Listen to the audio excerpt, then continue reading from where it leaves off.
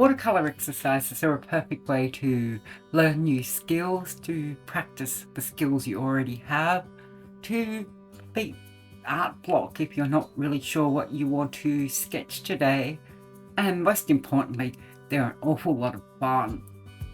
Welcome to Sketching the World. I'm Kat, an artist and writer. I live in Australia, but my dream is to sketch the world. I recently did a watercolor course on Domestica, and the instructor said to practice doing watercolor washes once a month. I thought that was a great idea. Washes can be so hard to get right. One of those things that looks easy and is easy, but is so hard to actually get working how you want. But, just doing a wash and leaving it at that, it's a little bit boring. Like, they don't say waiting for paint to dry is an expression of fun, do they?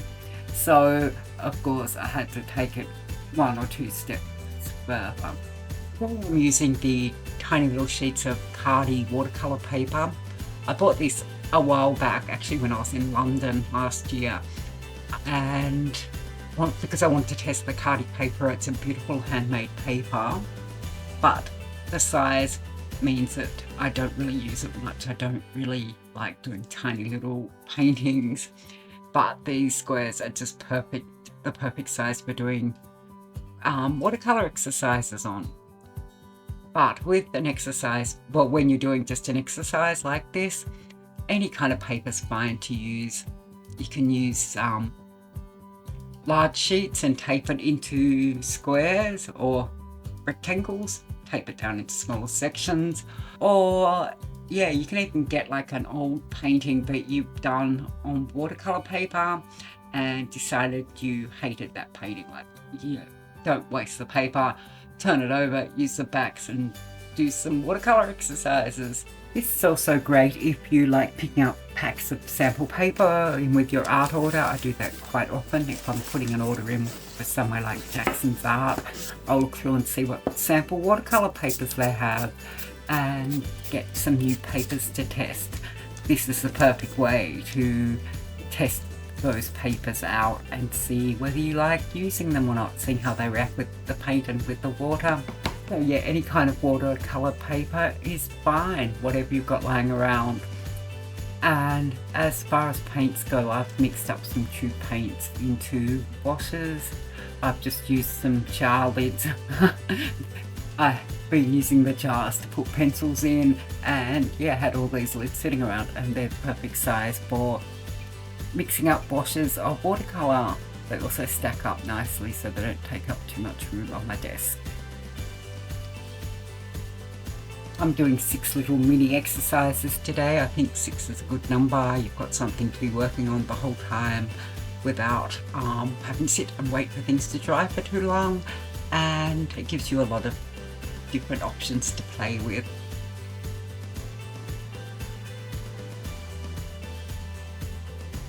And so I'm practicing all different kinds of washes, trying to do a flat wash, then a gradient wash, then some wet in wet washes, and also using a single colour and using 2 colours and getting those to merge together. Just all different kinds of practice.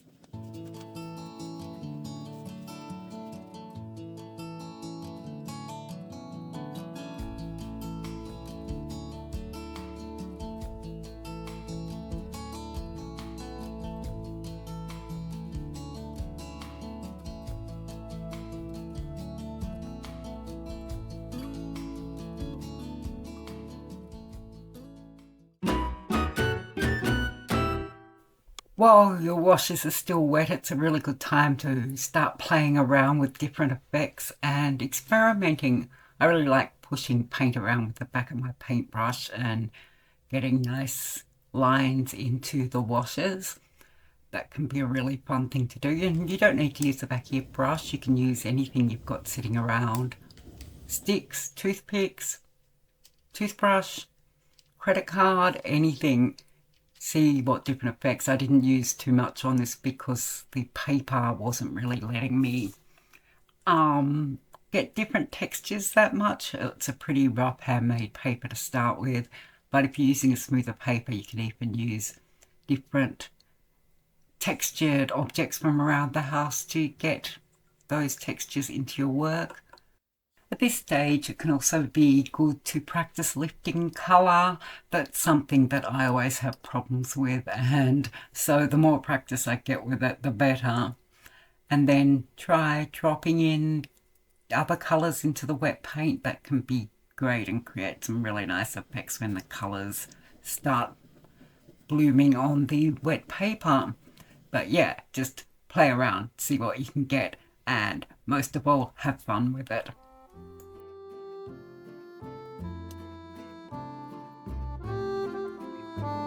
Speaking of fun, if you're enjoying this video, don't forget to hit that like button.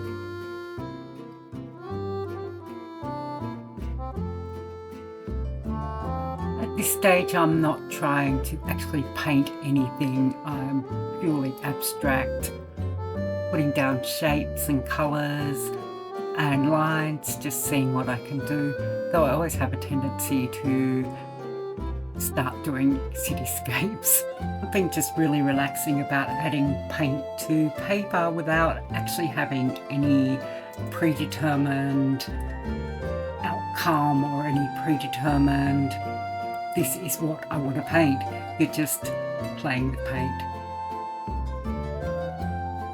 This is a great time to practice your brush skills, trying to draw straight paint, trying to paint straight lines. Something I always have problems with, trying to paint squares, different shapes. I also have problems with circles for some reason.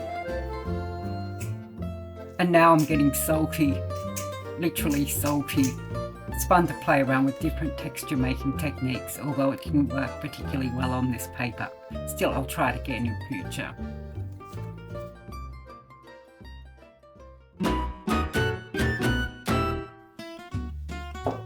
Now that the paint's dry on all these little experiments, it's time to play some more.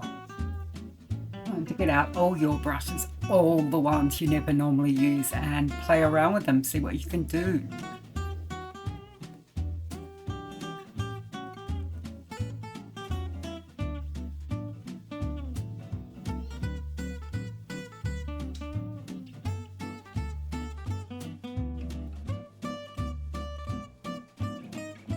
This is also a great time to experiment with mark making.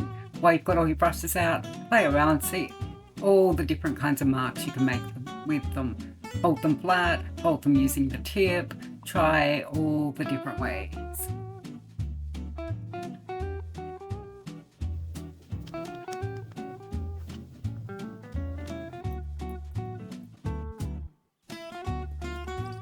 While I try to keep things pretty abstract for my watercolor practices for these exercises, by the time I get to this stage, if I'm seeing something in the picture, I try to emphasize that. So for this one, it looked like a ship to me. I start putting in some portholes and that kind of thing to make it look more ship-like. That was really fun. If it looks like a cityscape, then I emphasize the cityscape-ness of the picture. If it looks like a landscape, then I add in more trees, that kind of thing. But of course, you can always just keep it completely abstract and go with that too. Whatever suits you, whatever floats your boat.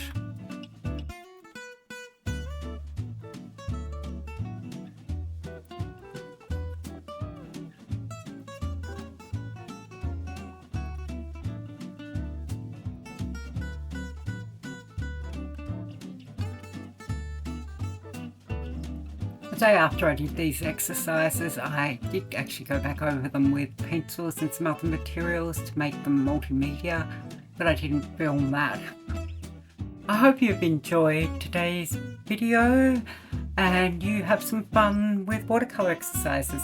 If you have some exercises that you love doing to improve your watercolors or to just make it more fun, let me know in the comments. And otherwise, thanks for watching. Oh yeah, if you enjoy watercolor, make sure you don't miss my previous video on 30 days of watercolor and the lessons that I learned. It's linked below.